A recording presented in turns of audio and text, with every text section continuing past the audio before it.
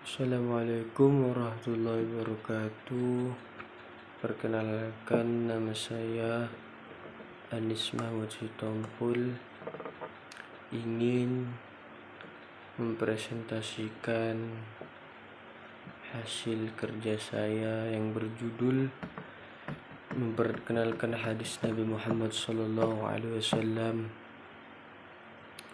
Yang pertama, kata hadis adalah bentuk jamak secara etimologi, merupakan isim nasar dari kata kerja, yang berarti komunikasi, cerita, percakapan baik dalam konteks agama maupun duniawi, atau dalam konteks sejarah atau peristiwa dan kejadian aktual. Menurut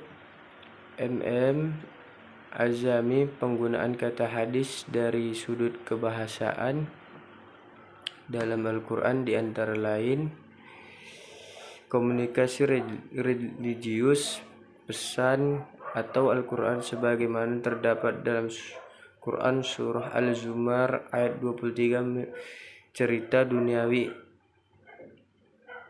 atau kejadian alam pada umumnya seperti dalam Al-Quran surah Al-An'am ayat 68, cerita sejarah historis sebagaimana terdapat dalam Quran surah Thaha ayat 9, rahasia atau percakapan yang masih hangat sebagaimana terdapat dalam Quran surah At-Tahrim ayat 3. Di kalangan ahli hadis sendiri ada beberapa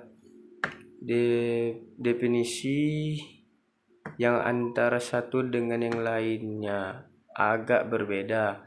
Ada yang mendefinisikan bahwa hadis adalah yang termasuk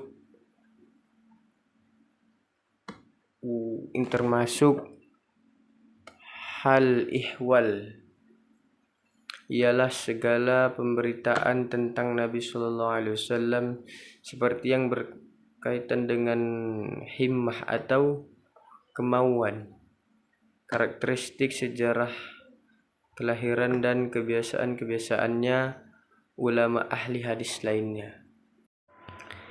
Dan materi yang kedua adalah sunnah.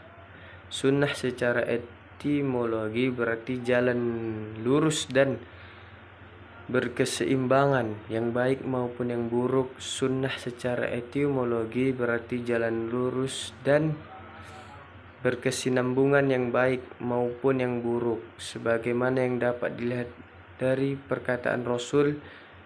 Menurut kalangan ulama usul, sunnah adalah sesuatu yang disandarkan kepada Nabi Muhammad SAW selain Al-Quran, baik berupa perkataan, perbuatan Nabi SAW selain Al-Quran. Usul fikih membatasi definisi di atas dengan selain Al-Quran, karena mereka memandang Rasul sebagai syari', yaitu yang merumuskan hukum dan menjelaskan kepada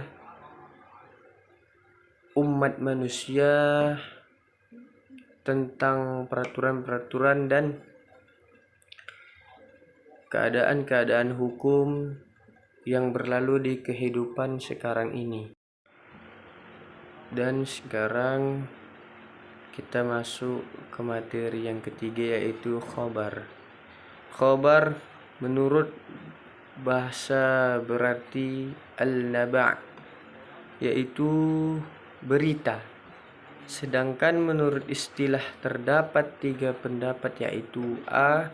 Khobar adalah sinonim dari hadis, yaitu sesuatu yang disandarkan kepada Nabi SAW dari segi perkataan, perbuatan, dan takrir dan sifat. Yang kedua adalah khobar berbeda dengan hadis. Hadis adalah sesuatu yang berasal dari Nabi Sedangkan khabar adalah berita yang datang dari selain Nabi. Dan yang ketiga, khabar lebih umum dari hadis. Hadis adalah sesuatu yang berasal dari Nabi, sedangkan khabar adalah sesuatu yang datang dari Nabi. Sedangkan menurut tinjauan istilah sebagaimana dikemukakan oleh Ibnu Hajar Al-Asqalani, khabar adalah hadis-hadis yang termasuk marfu,